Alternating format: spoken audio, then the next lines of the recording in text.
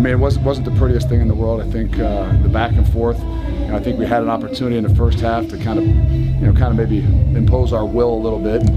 I got to give them credit; they fought, and I thought we had some things rolling offensively and defensively, and then ended up giving up some big plays and going to halftime 21-10. It's a lot closer than you really think. They come out the second half with a big touchdown and really changed the dynamics of the game. And happy and proud of these guys because of the way they continue to fight. Nobody thought this was a trap game. This is obviously a very good football team with some guys that are down and some guys that maybe are redshirted, but it got a lot of talent, and you could tell they got a lot of fight.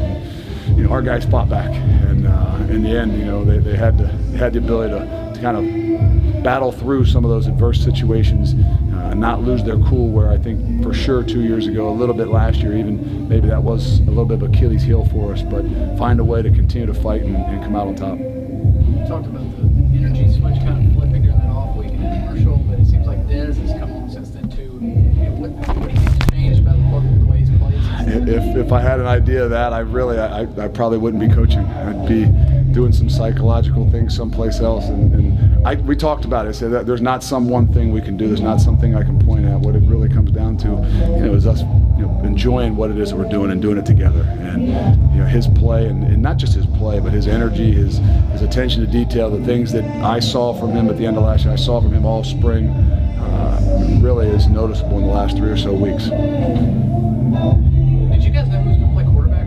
No, had no idea.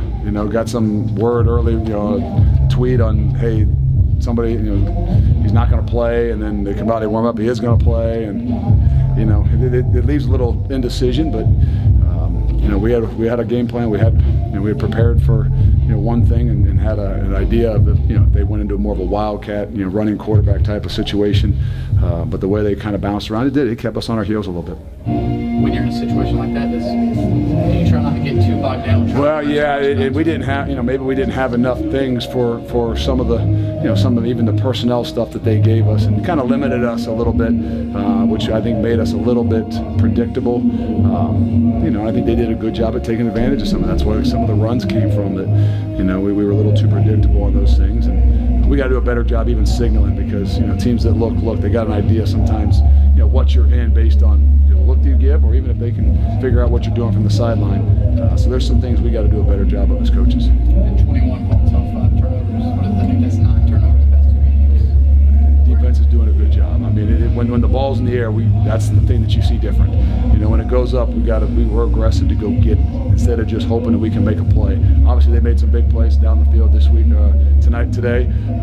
But when the ball went in the air, there was an opportunity for us. When the ball went on the ground, there were some opportunities for us. An aggressive defense got to capitalize on that. Is this in this league with the offenses that you guys face, like UCF and Houston, and being the vertical threats? I mean, the turnovers become that much. It really is. I mean, especially when you get to the red zone, we maybe didn't play quite as well in the red zone, but I don't know that we did bad. The 2 touchdowns I think were on long shots.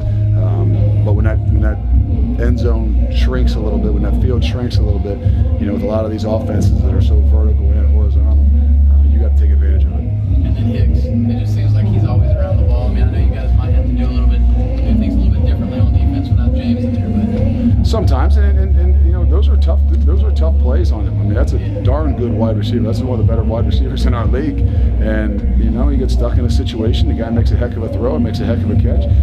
We can't worry about it. If we're going to be aggressive, if we're going to play enough man coverage, there's going to take shots like that, and you know what, we got to shake it off. That's why I give. He walked in the locker room with a little frown on his face, and I hit him about 3 times and wouldn't let him go by me until he smiled. I said, "You did a heck of a job. Now, just don't. One play doesn't define us. We're going to continue to have to battle through some of those."